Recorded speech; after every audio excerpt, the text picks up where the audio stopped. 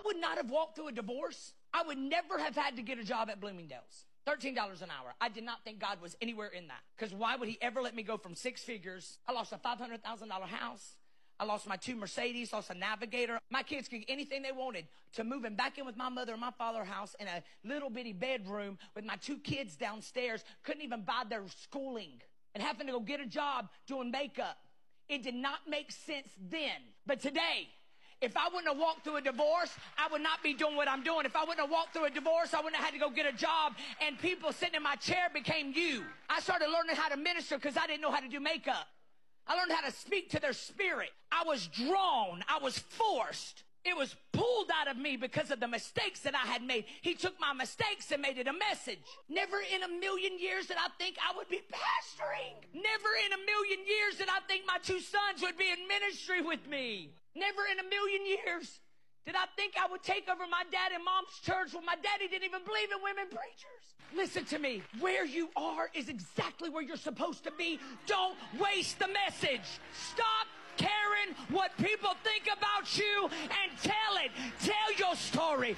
Tell your testimony. Well, I don't have a testimony yet. The mere fact that you are here this morning is enough for you to get on your feet and give God a praise that you ain't dead, which means he ain't done.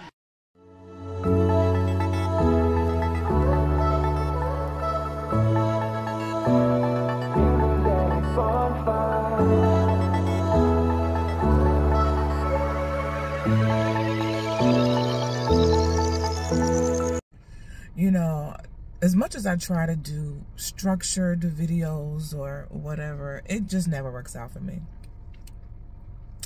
If you're new, welcome. My name is Catrice and welcome to Cocktail Hour with Catrice. Today is Wednesday, May the 1st, 2024.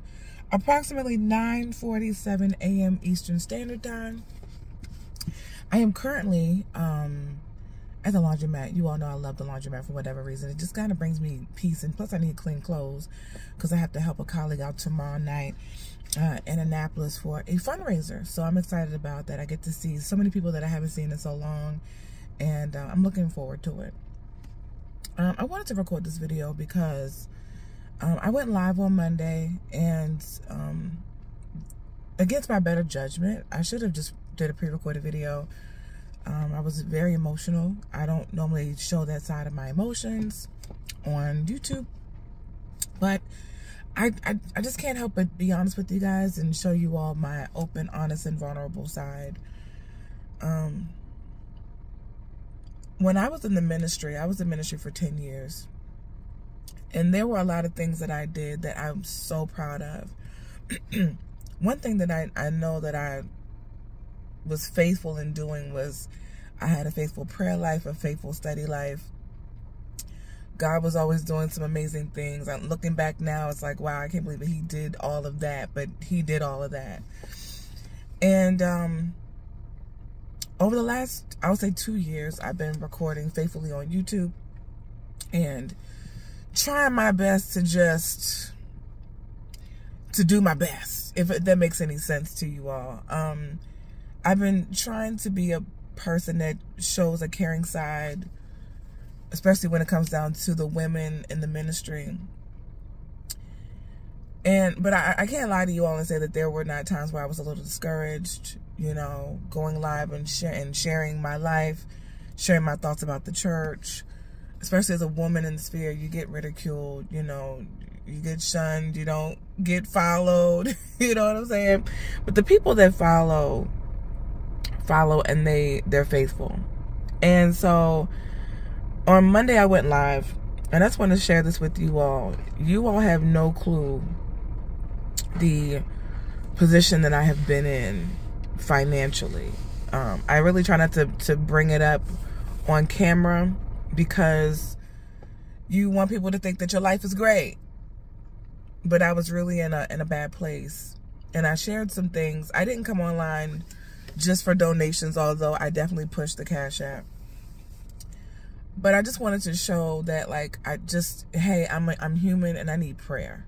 Like, I desperately need prayer. When I said that you all showed up and showed out to donate to me, it's crazy. So I want to say thank you to each and every one of you all who have donated, you still have time. I appreciate if you do. I can't tell everything yet because I haven't gotten any final words yet. But one thing that God has done during this time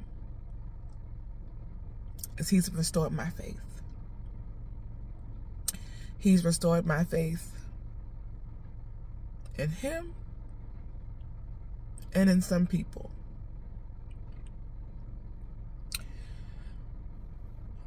A lot of you guys don't know. I've been so wounded by the church. When people just even ask me to go, I flat out just refuse. I flat out just say no. I flat out disregard them because I don't want to be around the people anymore. It's not God. It's just, for me, it's about the people. And the amount of encouraging words that I've been receiving. People just telling me, like, if it wasn't for you, you would have, you know, God used you to restore my faith, even in the institution. And I'm talking about the institution that I don't even want to visit. Just trying to help bring a change. So anyway, I just wanted to share with you guys. I just really appreciate you guys. Because when I tell you, I have never been so, I haven't been this low in a very long time. And it's so transparent moment. You know, you all know I stress mental health. You know, I stress all of that. Mental health and taking care of yourself, seeing a therapist. I'm in that. When everything started happening last week with my landlord/roommate situation, my therapist looked at me. She looked so sad. And she said, we've been working really hard. You've been doing a good job. But I have to be honest with you.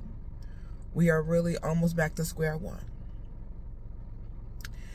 She said, even with the whole YouTube thing that you were telling me about and all of these different high-powered people you were telling me about, she said, your anxiety was never this bad. But now we are back to a place where we have to just pick ourselves back up and work through. Even when I left the ministry, because let me tell you something, I do not hate.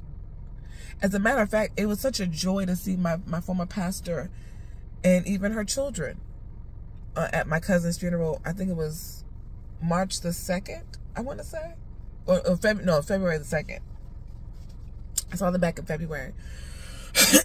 And it made me, it just the sight of them, especially my pastor, restored my faith in wanting to even consider thinking about going back to church. You know what I'm saying? I know I still have some hurdles to walk through. I'm not going to lie to you all about that. I cannot lie. I don't believe in lying about to you all about anything, but especially about things that pertain to the church. I'm not.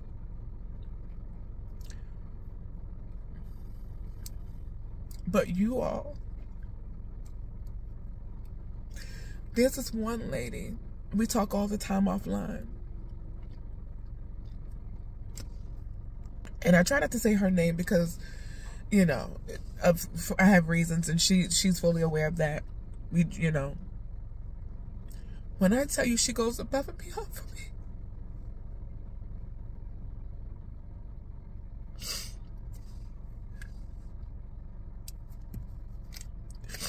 When I tell you she just goes above and beyond. And she's like, I know I don't have to do anything. But you're assigned to me. It just restores my faith in God and in man. When my faith was so low, even with the fire situation, I asked God, I said, how could you allow these people to do this? How could you allow these people continuously do what they do? And it just my faith was just so low. But today I don't have all the answers yet. I think I have one answer, and I'm waiting to get a clarification.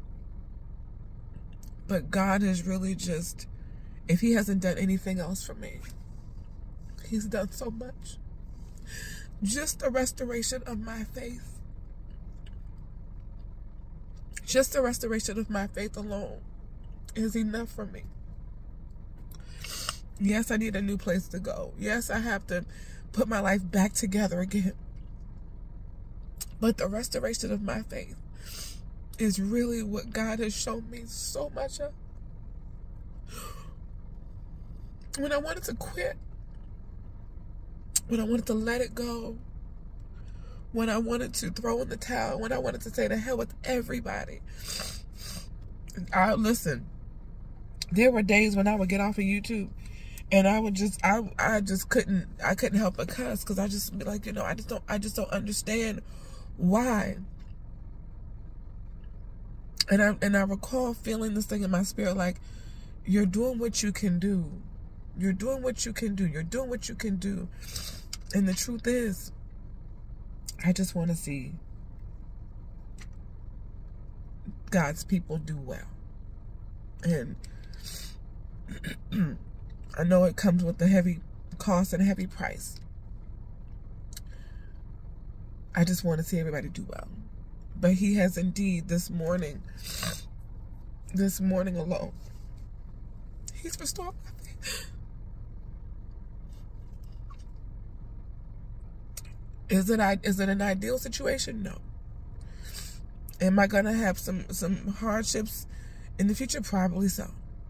But he has definitely restored my faith this morning. I hope that you all are well. I hope that you all stay blessed. Listen, I'm praying for you guys. Please keep me in prayer. I want to be as transparent as possible. I no longer want to pretend like I'm not human when I am.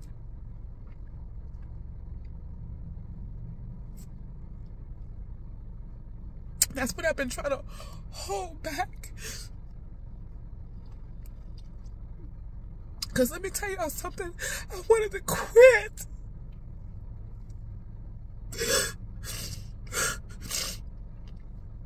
I wanted to quit so bad. I wanted to quit so many times. Back in August alone, I just said, Lord, I just can't do this anymore.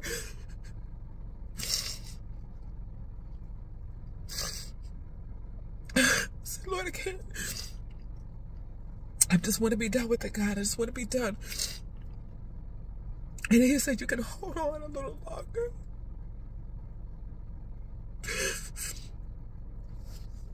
And then I would get a message saying that God's people need you. Michelle needs you.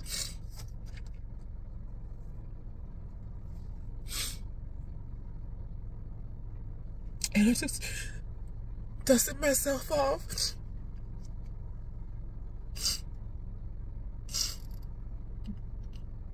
And kept going.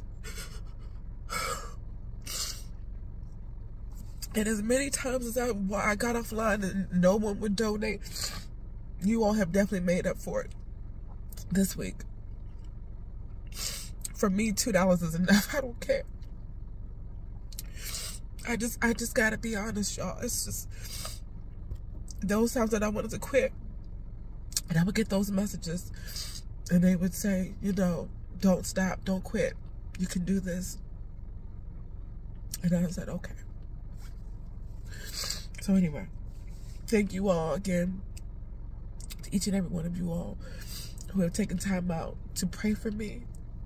Please continue to keep me in prayer. The battle's not over.